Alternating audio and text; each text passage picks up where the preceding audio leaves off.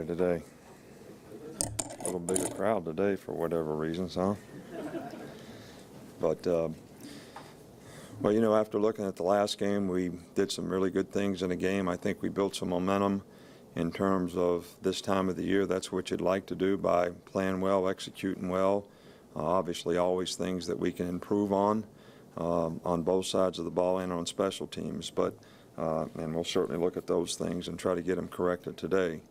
Our players of the week, you've already, you know, got this information, but A.J., Kevin Norwood, Anthony Steen.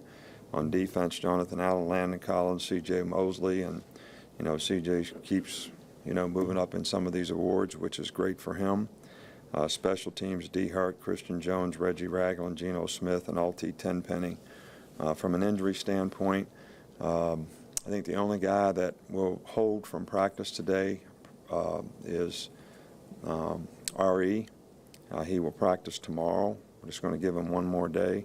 But I think everybody else, you know, will be able to practice today. You know, obviously the Iron Bowl is a great rivalry game, you know, one that's recognized all over the country in college football. You know, if you're a competitor, it's a great opportunity to compete, to play in a game like this that means a lot to a lot of people, you know, on both sides. But, you know, our team has worked very hard to create an opportunity for themselves, you know, this year, and I think the focus needs to be on, you know, playing your best football, which goes back to preparing the best, playing with the best fundamentals, having the best discipline, you know, try to do your job the best you can against a very, very, very good team. You know, Auburn has, you know, a lot of returning, you know, starters on their team. They've got a lot of experienced players. They've played extremely well all year long, especially their offense is, you know, one of the leading offensive teams in the country. You know, Gus has always done a fantastic job with the offense, but their ability to run the ball effectively, throw it when they need to, score the points that they've been able to score on a pretty consistent basis against just about everybody in this league. You know, they got a good offensive line. They got good inside runners. Nick Marshall does a very good job of implementing their offense, and he's very athletic and makes a lot of plays as a rusher as well. I mean, Trey Mason is the leading rusher in the league. Nick Marshall has almost 1,000 yards rushing himself. So, you know, they create a lot of issues and a lot of problems. They have good receivers that can make plays down the field when you try to load up on them. Defensively, you know, they played really, really well. They're hard to score on, and you know, I think that's the most important thing about playing good defense. They create a lot of negative plays for you offensively, and they've got a really good pass rushing team, and they've been able to, you know, create some negative plays in the passing game because of their pass rush. So very, very good in the kicking game.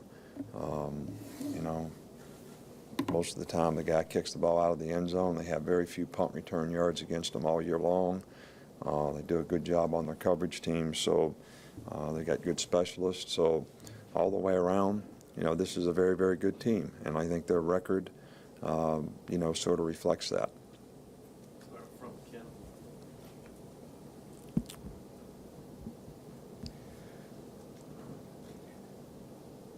Your cornerbacks, could you talk about their development over this season, and are there particular challenges that Auburn presents on a corner, the way you guys play defense? Well, I think that, you know, the one thing you have to do when you play Auburn, everybody on the perimeter has to tackle well, has to play blockers well. Their receivers do a really good job of blocking. And, you know, you got to play cut blocks. You got to be able to play physical on the edges. You got to keep good contain and good support position all the time, and it takes a lot of discipline to do that. You know, our corners are going to have to do that. Everybody that plays in the secondary is going to have to do something when it comes to run support. You know, I think that, you know, our corners have improved throughout the course of the year. You know, Cyrus has done a little better the more and more experience that he gains. You know, Dion Ballou has been our most consistent guy. He's struggled a little bit with injuries at times and not been able to play all the time, but we're hopeful that he'll be able to play this week, and that has created an opportunity for a lot of other guys to play, and I think all those other guys has improved as well. One more, if I could. apologize about the clutter question. Is the thrill of an Iron Bowl victory more intense than the agony of an Iron Bowl defeat? You know, I can't answer that question because I never think of things, you know, in those terms. You know, you're focused on, you know, what you need to do today to try to give your team the best opportunity to be successful. You don't think about results. You know, you think about the process of what you need to do to help your players do a good job in the game. And, you know, to me, that's your job as a coach. It's not really worrying about whether you're going to celebrate or be sad. I mean, I never think of it that way. I always think about what do we need to do to try to play well in every situation in the game, and the same thing during the game. You know, focus on the next play, focus on what you got to do the next play to try to give your guys the best chance to be successful, make corrections, coach them on the mistakes that they made. So, you know, this is an ongoing process for the whole week, plus the whole 60 minutes of the game, right down to the last play of the game. And then when the game's over, you know, it is what it is. But, you know, you've given everything that you have to your players and your team as a coach, and I hope our entire staff looks at it the same way, so that you help the players have a chance to be successful. Nick, you talk a lot about consistency in performance. How close has CJ come to delivering that week in and week out this year, and how important is he in stopping the zone read that Auburn runs? Well, you know, CJ's played fantastic football every game this year, and I can't recall that he's ever had a bad game. I think he's been the point leader on defense and production points, you know, just about every game. But his leadership, you know, his ability to affect the other players in terms of getting us lined up right, getting us in the right defense, making the right adjustments, I think is just as critical as his phenomenal play in terms of his playmaking ability and doing a great job in terms of doing his job. And I think that both of those things are going to be critical factors, you know, in this game. You know, they do a lot of formations. There's a lot of adjustments that you have to do on defense, especially to be able to stay sound on the perimeter and to make sure that everybody's in the right gaps when they run the inside runs.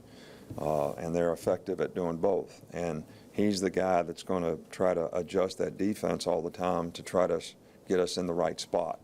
So it's not only going to be his ability to make plays, but also his ability to help us execute the game plan and get guys in the right spots.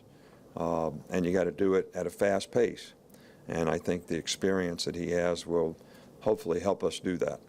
So I think both things are really important.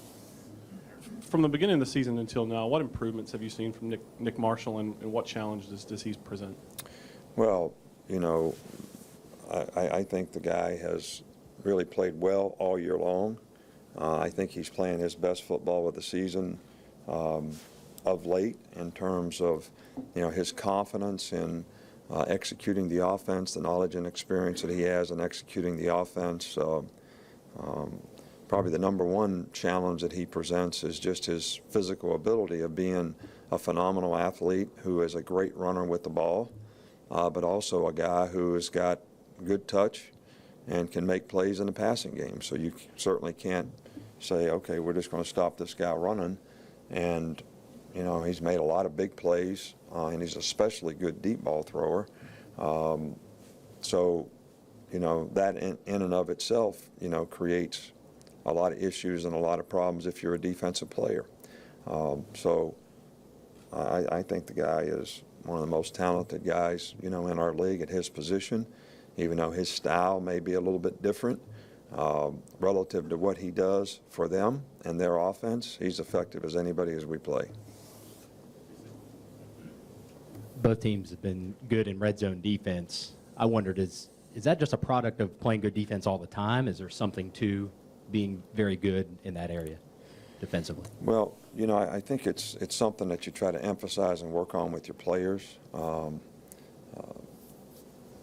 You know, if you don't give up big plays and you play well in the red zone, you know, all of a sudden you can get difficult to score on, which they have done a really good job of.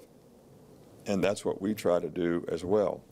So I do think there is, to play well in the red zone, you do have to emphasize it with your players. They have to have an understanding that, the field shrinks. You got to play things a little bit differently.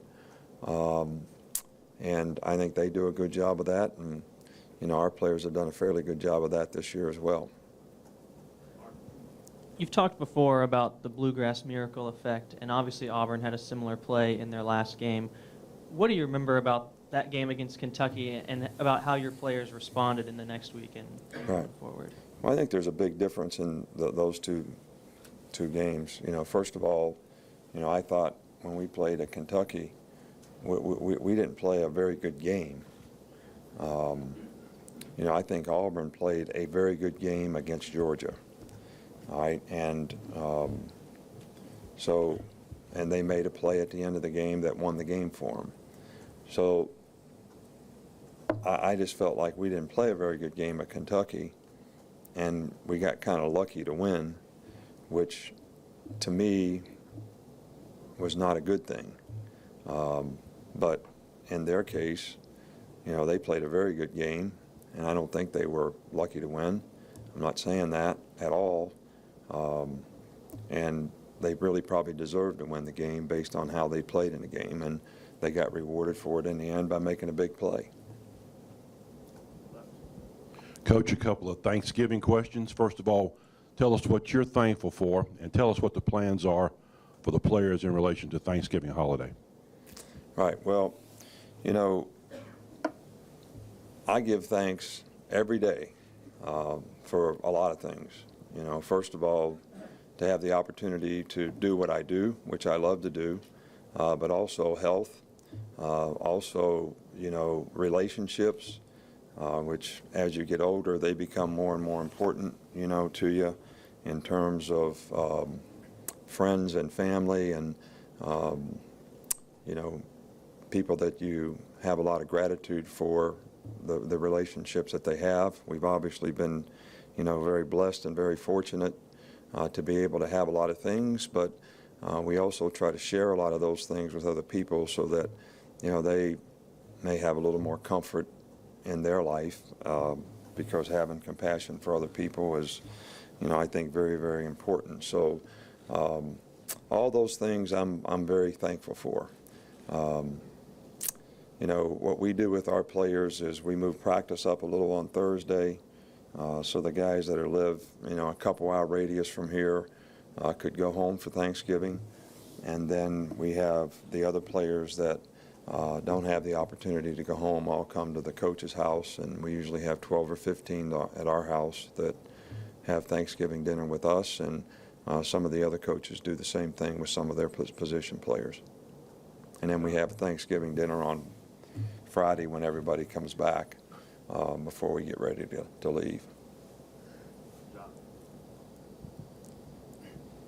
Coach, it seems like some of those media types have built, this is the third game we've built this kind of the game of the year.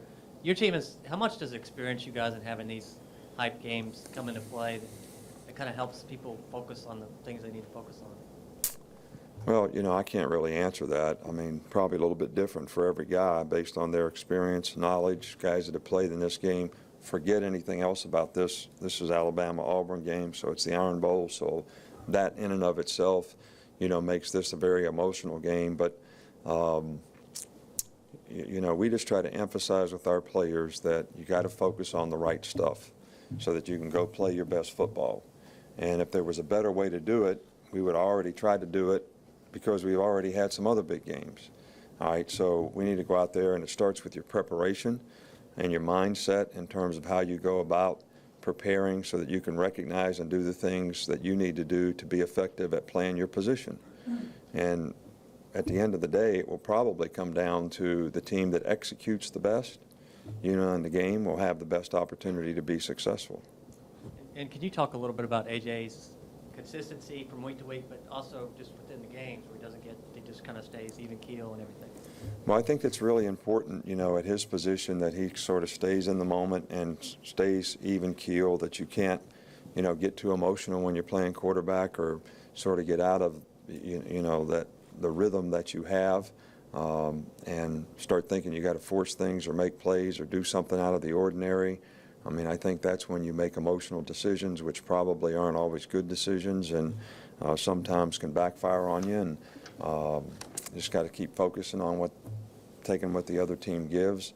AJ's done a good job of that all year long and has played with a lot of consistency in the game. And their defense presents some challenges in terms of their pass rush as well as their experience and their scheme that, it's going to take all 11 guys on our side to, have success against what they do.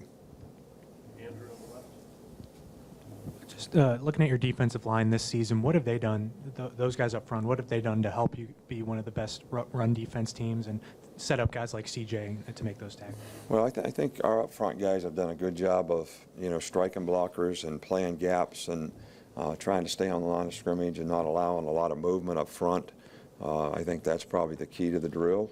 We certainly have tried to improve, ourselves as a pass rushing team so that, we can affect the quarterback a little bit more when we do create those kinds of situations. But I think when you stop the run, you stop the run with 11 guys. I think when you stop the pass, you stop the pass with 11 guys. It's a combination of, run support, good tackling, people playing the right gaps up front.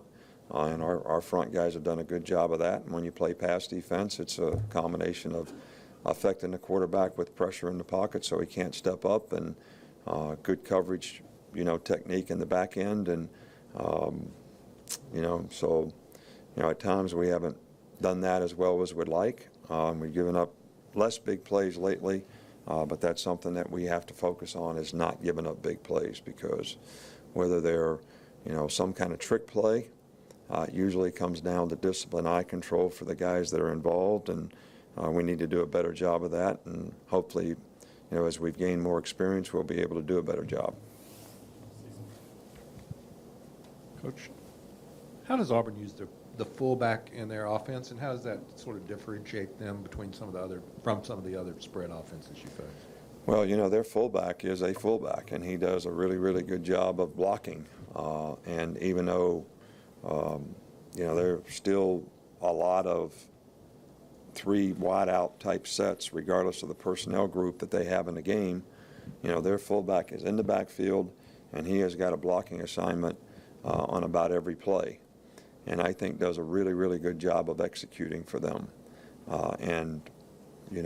If you didn't have a guy that was a good blocker at fullback, you wouldn't be able to have the success running, even though they have very talented runners, that they do. And you talk about a tough, physical guy that, he doesn't get the ball much, but he sure does a good job of finishing, playing with toughness, blocking the right guy and blocking him the right way. And